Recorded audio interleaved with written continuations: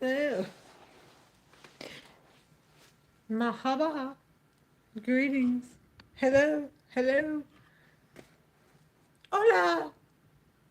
How's everybody doing this Saturday? This sensational Saturday, March 15th, 2025.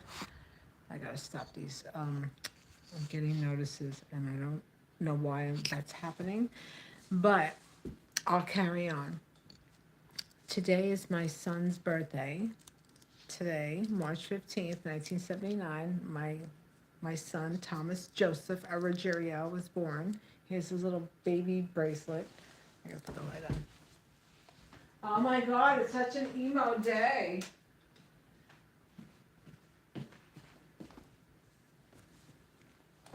Look at that. His little wrist. He was so cute, so hairy, just like me when I was born. But my mom said I had my hair stayed on longer and my hair was darker because, well, they used to call me the little chimpanzee. But anyway, yeah, look at that.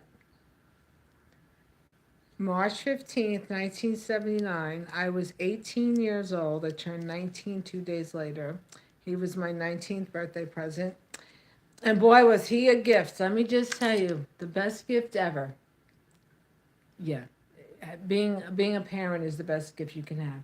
You can, giving life to someone is a beautiful thing. But you have to be prepared, and well, that's why I only had one because the financial aspect of raising a child is incredibly phenomenal, and I applaud women who have bunch of kids. But the reality is, it's a lot of money to have kids. It's a lot of money. It's a hell of an expense. It's a phenomenal responsibility. I mean, not that I wasn't capable to be responsible because I've been responsible since I'm a young kid, but I think a lot of women, um, my age bracket, women that are older, like my mother's age bracket, um, they had kids because just to have kids. You understand? It's not really even not not for the nurturing aspect to have a human to love and care for. It was more like just having kids because well you ended up getting knocked up, and well, I didn't want to be in that category. Again, nothing. It's a beautiful thing to have kids, but it's a big responsibility, and people I see people have kids, to be very honest. People that they don't have the financial means to have children. They don't have the emotional stability. They don't have the job security. And well, whatever. People are born, but yeah, he's 46 today. 46, and oh, he's a brilliant little boy, very very smart. From when he was, by the time he was 2 years old, my son knew how to write his name. Because what I would do, I would take just take like I used to get the little pads for him, um, and I used to take the dot. I used to make dots and connect, and I would show him with the crayon, hold his hand. Yeah, he was writing his name by the age of 2 years old. His full name, Thomas Joseph Ruggiero. Our phone number, our address. I was like, listen, kid, this is what you got to do. I was with him the same way my mother was with me, but with more hands on because he was only one. There were four of us, and I talked about my mom. My mom, she very strong, but she became sick when I was only 5 years old. She had a brain tumor, and then she lost her sight from having a brain tumor. That's an amazing story, right? She actually lost her sight as a little kid. She was born in 1928, and she said that um, some boy threw a snowball at her and hit her in the eye, and my Swedish grandmother, being from Sweden, she was naive and she didn't believe in doctors. It was like, oh, you'll be okay. And well, my mother then lost her sight in one eye, and then later on, having a brain tumor. It's an amazing story. That's why I'm amazing. But that's right. Um, but yeah, kids are beautiful. Kids are a blessing. Again, to have children, it's a hell of a responsibility, and I think people have kids. They have kids just to have freaking kids, and you can't take care of your kid. You can barely take care of yourself, and you're having kids for what? I mean, I have seen life from the reality of life and not from the rose-colored glasses that like some people, they get that lens. It's like, okay, here's life. This is everything's going to be picture perfect. No, I saw the real world from a young age. So living in the real world, I was like, yeah, I'm sorry. And then being young, I was young, having a baby. Well, we got help. We got public assistance. And I was like, oh, hell to the freaking no. Young girls getting dropped off by their man. They weren't married. But you know what? That's a whole nother subject. But you know something? The way that the government works, the way that the government works, um, yeah, they just to me it was like, no, I didn't want to do that. To see young again, I'll bring it back. It's a big responsibility to become a parent because you have to be fully responsible for another human being. That means responsible for their upbringing, for their housing, for their school, for their health care, for where you're going to live, for what environment you're going to have your kid in. So I say birth control, abstain, you know, and a woman's right to choose because I don't care unless you have a kid, unless you're going to be fully responsible for a kid. It's yeah. The government has no say to say what a woman should or shouldn't do. That's a whole scandal anyway. That's a whole scam on making money. But getting back to my son now. See what I've learned right from being a mother, and then my son with having addiction. But then I was watching something. I had a stressful pregnancy, so they say if in vitro, if you're if a mother is stressed, the chances of that child having an addiction or depression or any type of mental health is very strong because of the factors on the outside. But we managed. But yeah, his father was he was a ladies' man. He was Papi Chulo. In Spanish, chulo is somebody who's like, yeah. The women would basically throw their drawers at him because he was very handsome and he loved the women. He was, suave.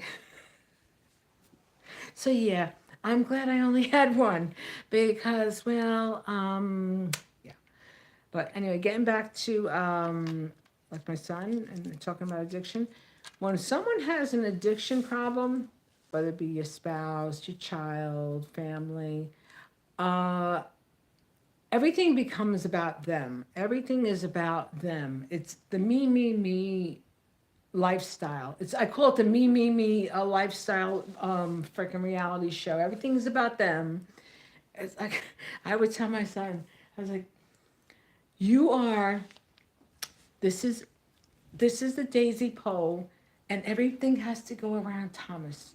Because if I don't do everything around Thomas, it just, that's how this kid was. But this is how addicts are. People that have addiction, everything's about them.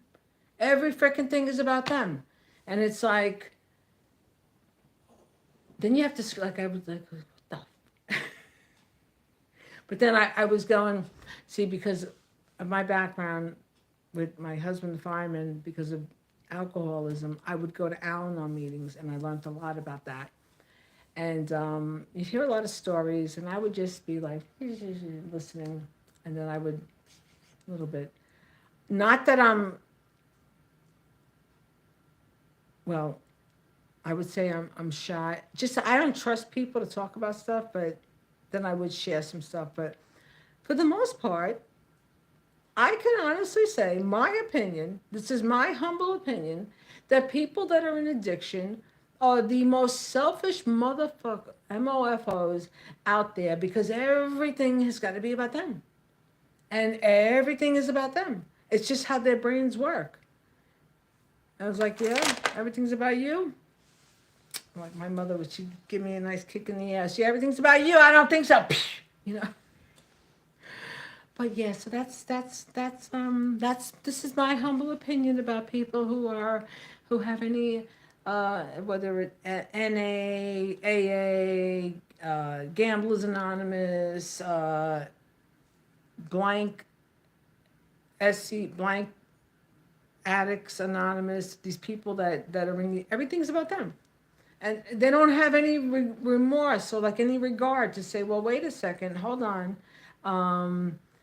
I better think about my actions because it's going to affect people around me. But I think that component of thinking, when somebody becomes an addict, that part of thinking and that part of the brain just kind of like goes, it's either like deleted, it's erased, or it's not present.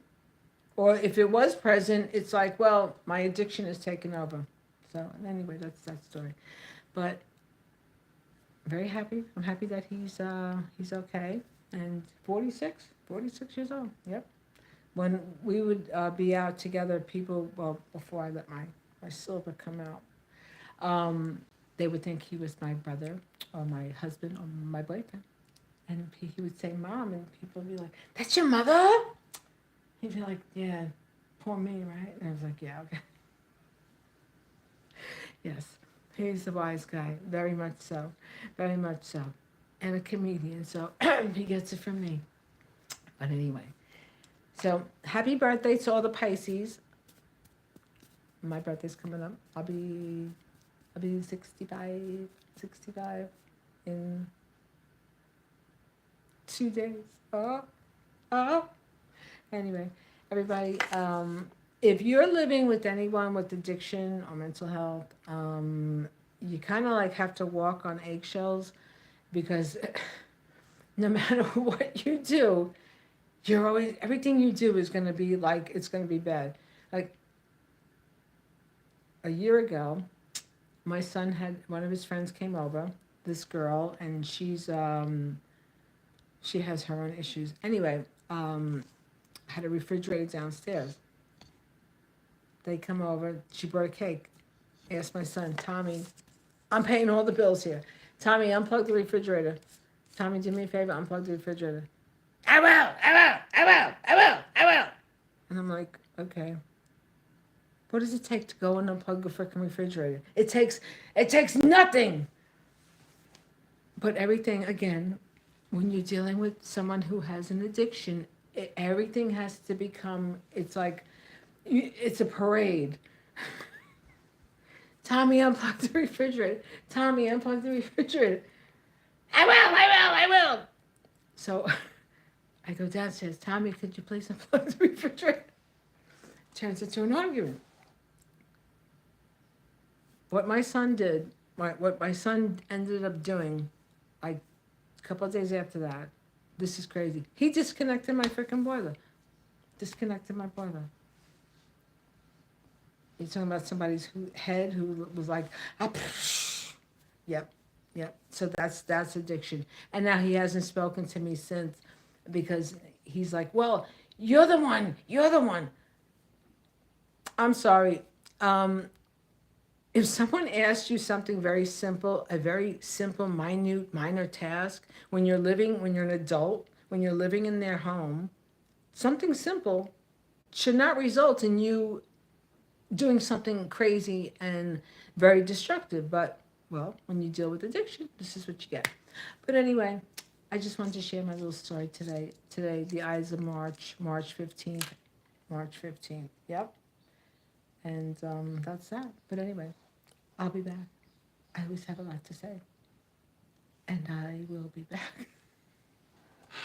I still can't see. My glasses are all foggy. It's actually not my glasses. I have cataracts that need to be scraped off. So now Oh, whoop-de-doo. At 65, Medicare will cover it. Thank you so much, Medicare. Oh, God, thank you. Everybody, have a good day. No matter what's going on, you'll get through it. Believe me, you'll get through it. It could be the worst time ever, but there'll always be a light. That's how I've gotten through. Because that's right. What I've learned now, well, I learned this a long time ago. If something is upsetting, give that bitch 15 minutes of your freaking time to let it upset you. 15 minutes, and then you're like, you know what? I had enough of you. You're not aggravating me no more. You're not upsetting me no more. Nothing. I learned that from watching Oprah Winfrey years ago. She had this woman on, and this lady, she was in a DV relationship, and the assailant threw some acid or some toxic acid in her face and burnt her. Yeah, this poor woman, and she was like, I'm gonna give something 15 minutes of my time, and that's all you get because you're not bringing me down. And she went from a beautiful woman to being totally disfigured, and having her hands like she had like, the ability of using all of our 10 digits. She had limited mobility because her hands got destroyed, and the tissue, the ligaments. Yeah, crazy. But anyway, I'll be back. Have a good day. Bye. Stay safe, everybody. Remember, don't be a D-bag. If you're a D-bag, you get called out. Things just happen like that. Bye.